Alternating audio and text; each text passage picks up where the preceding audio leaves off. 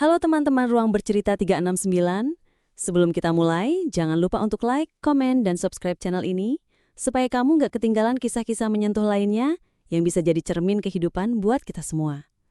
Hari ini, aku ingin membacakan sebuah kisah nyata yang bisa saja terjadi pada siapapun. Tentang seorang istri yang mencintai sepenuh hati, yang merawat suaminya saat tak berdaya, tapi justru ditinggal saat ia kembali sehat dan sukses.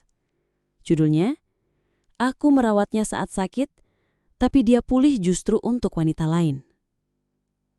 Ini bukan sekedar cerita tentang pengkhianatan, tapi juga tentang karma, pengorbanan, dan harga diri seorang wanita yang terlalu lama diam. Dengarkan baik-baik sampai akhir, karena kamu mungkin akan melihat sebagian dirimu dalam kisah ini. Hari ini kita akan menyelami kisah seorang perempuan, seorang istri yang rela mengorbankan segalanya demi cinta. Tapi saat cinta itu pulih, bukan padanya cinta itu kembali. Kisah ini bukan sekadar cerita tentang kesetiaan yang dikhianati, tapi juga tentang harga diri yang akhirnya bangkit setelah terlalu lama diinjak-injak oleh orang yang paling dipercayai. Inilah kisah Arlina dan Reza. Arlina menikah dengan Reza saat usianya baru 24 tahun. Reza bukan pria kaya, bukan pria tampan yang penuh gaya, tapi dia pekerja keras. Dan Arlina jatuh cinta pada tekad dan mimpinya. Mereka memulai dari nol, tinggal di rumah kontrakan sempit, makan nasi dan garam, dan mencicil sepeda motor tua bersama. Tapi, cinta itu membuat semuanya terasa cukup.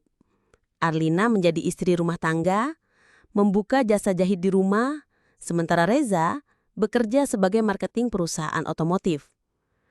Mereka tertawa bersama dalam kekurangan, saling menyemangati dalam lelah, dan saling berdoa dalam sepi. Namun, semuanya berubah. Pada tahun keempat pernikahan mereka, Reza mengalami kecelakaan dalam perjalanan kerja. Mobilnya terguling, tulang punggungnya patah. Dokter bilang, kemungkinan besar Reza tidak akan bisa berjalan lagi. Dalam sekejap, mimpi-mimpi Reza hancur. Dan Arlina tahu, hidup mereka tidak akan pernah sama lagi. Arlina harus memilih, bertahan dalam luka yang panjang atau pergi, dan membiarkan Reza meratapi nasibnya sendiri. Tapi Arlina tidak memilih keduanya. Ia memilih mengorbankan dirinya. 7 tahun Arlina merawat Reza. Bukan hanya tubuhnya yang lumpuh, tapi juga jiwanya yang makin lama makin kosong.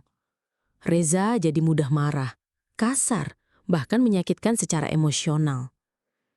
Ia merasa rendah diri dan melampiaskannya kepada satu-satunya orang yang selalu setia di sampingnya, Arlina.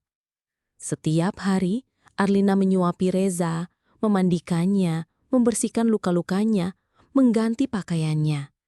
Di malam hari, saat Reza tidur, Arlina menjahit hingga larut malam demi membayar tagihan rumah sakit dan terapi.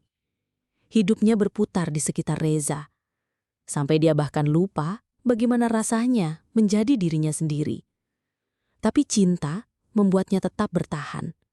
Setiap hari, Arlina membisikkan doa. Tuhan, kalau memang dia akan sembuh, sembuhkan dia, meski aku harus menunggu seumur hidup. Dan doanya terkabul. Secara perlahan, terapi Reza mulai menunjukkan hasil. Dia mulai bisa duduk tanpa bantuan, mulai bisa berdiri dengan tongkat. Dan akhirnya, setelah tahun-tahun panjang yang penuh air mata, Reza bisa berjalan kembali. Hari di mana Reza melangkah sendiri ke dapur adalah hari di mana Arlina menangis. Bukan karena sedih, tapi karena bahagia. Tapi saat Reza mulai kembali menjadi dirinya yang dulu, cintanya tidak kembali pada Arlina. Ia mulai sibuk, pergi keluar rumah lebih sering, menyisir rambutnya dengan rapi, mengenakan parfum mahal. Arlina senang awalnya. Ia pikir Reza kembali percaya diri.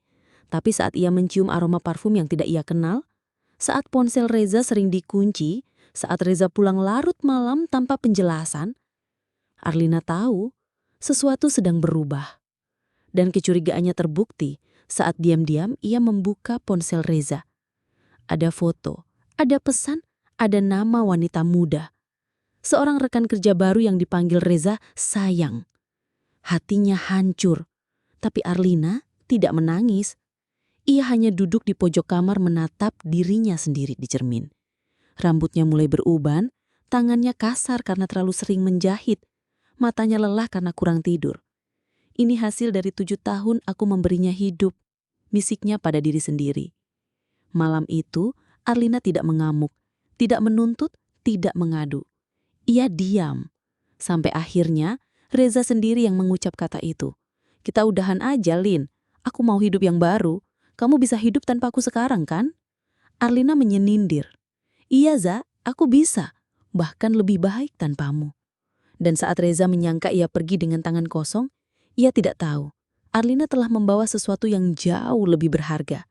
Warisan ayah Reza, tanah, rumah, investasi yang dulu ia percayakan sepenuhnya pada Arlina saat sakit. Sekarang, semua atas nama Arlina. Karena cinta, karena percaya. Dan saat itu, cinta itu telah mati. Tapi dokumen itu masih hidup. Arlina pergi, diam-diam, tanpa drama. Dan Reza, beberapa bulan setelah itu ia ditinggalkan wanita mudanya.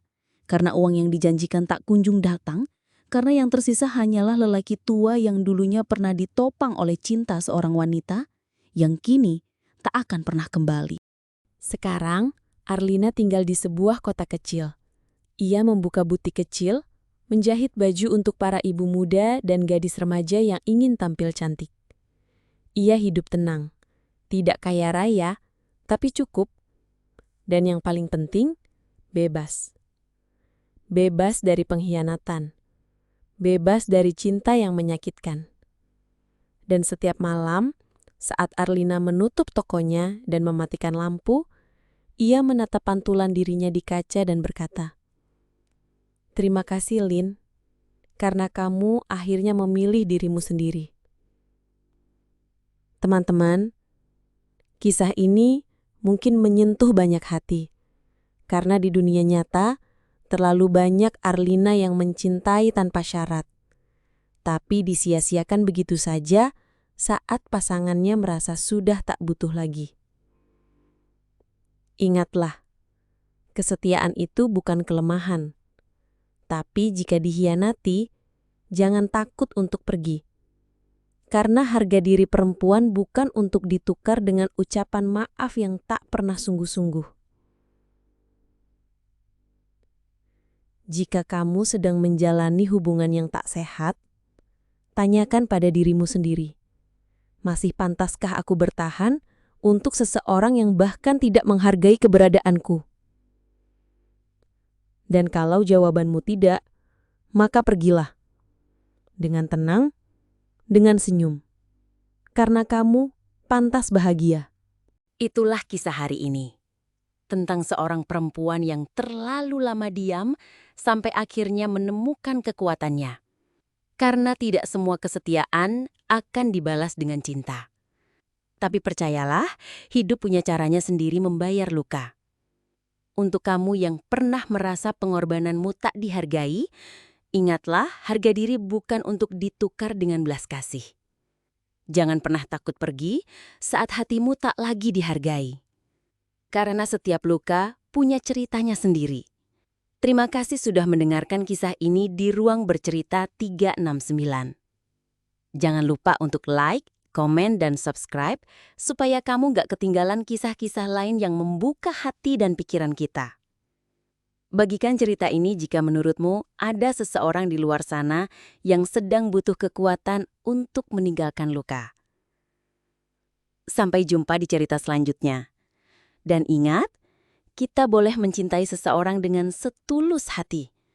Tapi jangan pernah kehilangan diri sendiri dalam prosesnya. Sekian cerita dari kami hari ini. Jangan lupa like, komen, dan subscribe channel kami.